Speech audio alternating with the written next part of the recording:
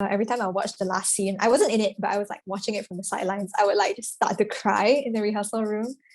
And it didn't, the full like force of that moment wasn't brought onto a screen. And I think part of it is just because it was missing a live element.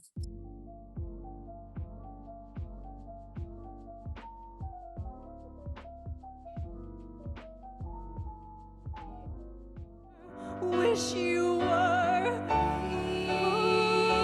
Always knew you were a winner.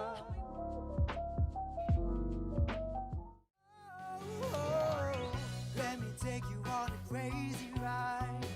Bring out the fireworks you have inside. I see it all so clear. Our time is near. Monster in the Mirror is about learning to love yourself, and it's basically directed at youths, especially youth at risk. It's kind of a really heartwarming show about mental health, self-love, and yeah, just learning to come to terms with who you are. But the process of developing the whole thing was a really long process because they planned it for the stage, and then when COVID happened, they had to like kind of switch the whole like concept around and find a way to make it work for the screen, which thankfully I think it did. The biggest difference is that as an actor, like who's normally used to performing on stage, you suddenly have to be like very used or like hyper aware of a camera present in the space. And because the way we filmed Monster in the Mirror, it wasn't like a static camera and like a traditional proscenium arch kind of thing. It was like we tried to make it an immersive experience for the viewers, and so the camera was moving, and then we had to like take note of camera angles, stuff like that. Because when you're acting on a stage, everything is larger than life, everything has to be bigger because like you're so far away from the audience, right? You have to make sure your acting reaches the back of the hall. Whereas when you're acting for a camera, it's so small, it's so contained, everything you do is like minute. And I think finding that balance between a musical that's meant to be for a theatre and something that's made for a screen was like a very fine line that we had to learn how to tread. I think the biggest con is that in live theatre is just meant to be live. Like it's called live theatre for a reason. So when you don't have it live, there are a lot of scenes that don't hit as hard.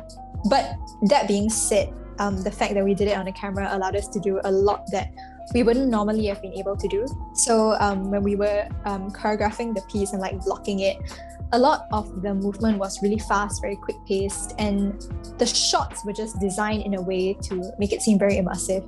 And all the quick set changes, costume changes, stuff like that couldn't have been done as a live show. So I think, yeah, it definitely makes theatre a lot more accessible to the masses. But as always, and I'm sure like many people will agree with me, the magic of live theatre is in that it's live. It's a really magical moment when you share those 1 to 2 hours with the rest of the audience and the actors, and you're experiencing something that's never going to happen again. I think my biggest takeaway would just be like to not take live theatre for granted, because it's something that really like disappeared super fast within that short period of time, and then like all the theatres were closed and there was like no avenue to perform whatsoever. So that was quite jarring and shocking. But also it was about learning to be versatile as an actor, because there are many different like styles, many different techniques depending on like what you're doing as a performance, since theatre is like so multifaceted, right? So I feel like learning to act for the camera for this like theatrical production was just one of the many different styles or concepts to get used to. Yeah, so I think it was a very different experience, but it's definitely like equipped me with a whole new set of skills.